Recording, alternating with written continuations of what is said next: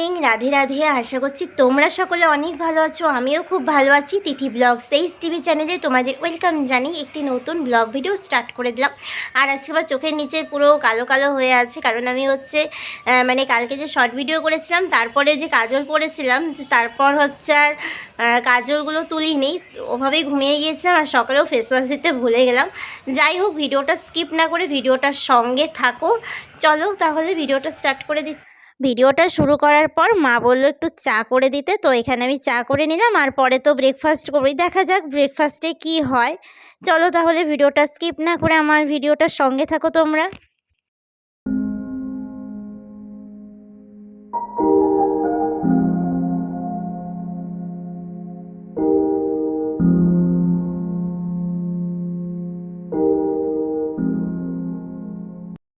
Breakfast complete করার পর আমি চলে আসলাম রুমটাকে গোছাতে, যেহেতু সকাল সকাল না এখন কাজগুলো একটু ঢিলাতেই চলছে, কারণ এত শীত পড়ছে, ঘুম থেকে উঠতে লেট হচ্ছে। আর বাইরে তো হালকা হালকা হাওয়া, তার সাথে মেঘলা একদম আকাশ। দেখো আমার জাম্পারটাই খোলা হয়নি। আর বেশি শীত পড়লে দেখবে বন্ধুরা পুরো নাক দিয়ে না জল পড়তে থাকে। তো আজকে মা বলে দিয়েছিল যে ঘরটা ঝাড়ু দেওয়া হয়ে গেলে ব্ল্যাঙ্কেট বলছি, সরি, কার্পেটটা বিছিয়ে নিতে। যেহেতু আমি এই রুমেই শর্ট ভিডিও করি, তো মানে খালি পায়ে করতে হয়। আর আমার মাথাটার যা অবস্থা হয়ে আছে আমি দেখিনি, মানে কারণ আমি তেল দিচ্ছি প্রায় দিনই, কারণ একদিকে শীতকাল আমি জানি না কেন এতটা চুল তো এমনি উঠে, দেখছি আবার এই কদিন ধরে একটু বেশি উঠছে। তো তেল দিলে না আমার পরের দিন আবার আমি রাখতে পারি না, শ্যাম্পু করে ফেলতে হয়, মানে প্রচণ্ড পরিমাণে মাথা ব্যথা হতে থাকে। তো এখানে এই যে আমার কার্পেটটাও বিছানো হয়ে গেল, আর মা সকালেই বের করে দিয়ে দিয়েছিল।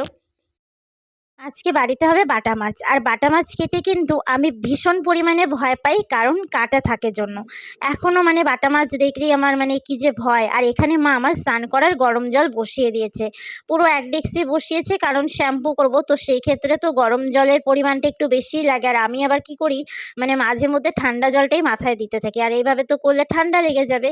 আর এদিকে যে বাবা আলু গাজর এসব এনে রেখেছে, তারপরে মা এগুলো ধুয়ে একদম রেখে দিবে, এখন তো ফ্রিজে রাখতে হয় না।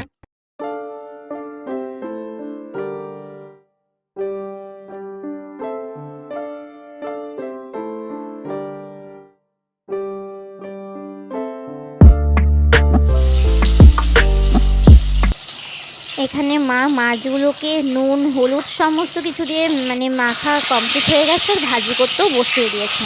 আজকে আমাদের বাড়িতে একটা দারুণ ঘটনা ঘটেছে, তোমরা ভিডিওটার সঙ্গে থাকো, তোমাদের সাথেও শেয়ার করছি, চলো।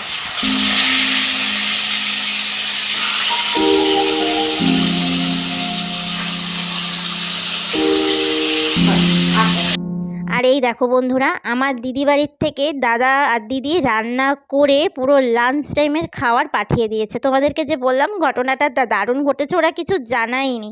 আর এদিকে দেখো আমাদের বাড়িতেও রান্না বসে গেছে, তোমাদের তো বললামই বাটা মাছ। আর মাছকে বললো যে বেশি কিছু আর বানাবেই না। তো মাছটা তো বসানো হয়েই গেছে, কি আর করা যাবে, দেখে নিজেরই হাসি পাচ্ছিল। আর এখানে আমি স্নান টান করে পুজো টুজো দিয়ে এসে একদম ফ্রেশ হলাম। চুলের অবস্থা তো মানে এখন খারাপই হয়ে আছে, কারণ শ্যাম্পু করে আসলাম, চুলটা আঁচড়েছি তাই একটু বসাই হয়ে আছে। আফটারনুন বন্ধুরা, চলো তোমাদের সাথে শেয়ার করে নিচ্ছি দিদিভাইয়ের থেকে কী কী খাবার দিয়েছিল। চিকেন দিয়েছিল, কাতলা মাছের কালিয়া দিয়েছিল, আর পাবদা মাছ দিয়েছিল। আর পাবদা মাছ খেতে আমি খুব ভালোবাসি, দাদার জন্য আমার জন্য পাঠিয়ে দেয়। লাঞ্চ কমপ্লিট করার পর আজকে ভাবলাম একটু মুখে হলুদ দিব। হলুদে অবশ্য মানে অ্যালার্জি, তাও ভাবলাম যে একটু দিব।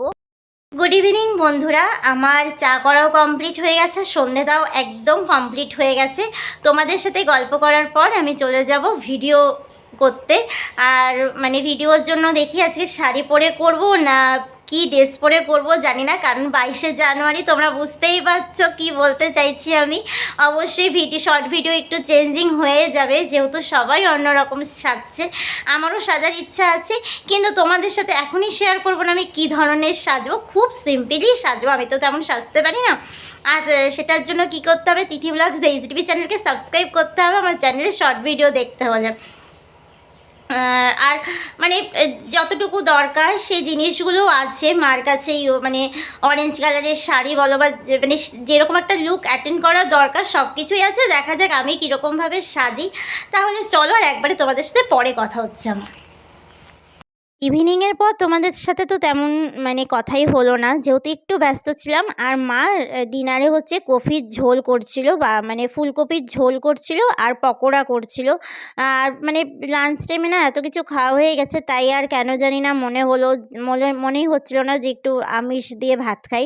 তাই মা একটু নিরামিষ রান্না করে দিল। আগে জানো তো বন্ধুরা, আমি কিন্তু নিরামিষ খেতে একদম ভালোবাসতাম না, কিন্তু এখন আমি ভালোবাসি। আর সকালে তো আমি শ্যাম্পু দিয়েইছিলাম, এখন আমি একটু দিয়ে দিব চুলে আবার তেল। আর ওই যে মানে একটু হলুদ দিয়েছিলাম, তাই মুখটা দেখো আমার একটু হলদেটে হয়ে আছে। আর এই দেখো চুলে জানি না শীতকালে মনে হচ্ছে একটু বেশি চুলটা পড়ছে, এমনিতেও তো চুল পড়েই। আর কি বলবো জানি না এটার কি অনেক, এখন সবাই বলছিল যে আদিবাসী তেল আর শ্যাম্পুটা দিলে নাকি চুল পড়া কমে।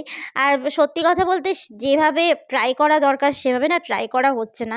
মানে একটু নিয়ম মাফিক তেল বা শ্যাম্পু করলে অনেকটাই জানি কম থাকে হেয়ার ফলটা। আর এই যে এখানে আমার চুলে তেল দেওয়া হয়ে গেছে, এমনভাবে তেল দিয়েছি মাই বলছো যে তুই কি আবার স্নান করে আসলি। যাই হোক চলো, আবার পরে তোমাদের সাথে একটু কথা হচ্ছে। তেল দেওয়ার পর ফেস ওয়াশ দিয়েও চলে আসলাম বন্ধুরা। তো চলো তোমাদের সাথে নেক্সট ব্লগ ভিডিওতে আমার দেখা হচ্ছে। তোমরা অনেকটা ভালো থেকো, সুস্থ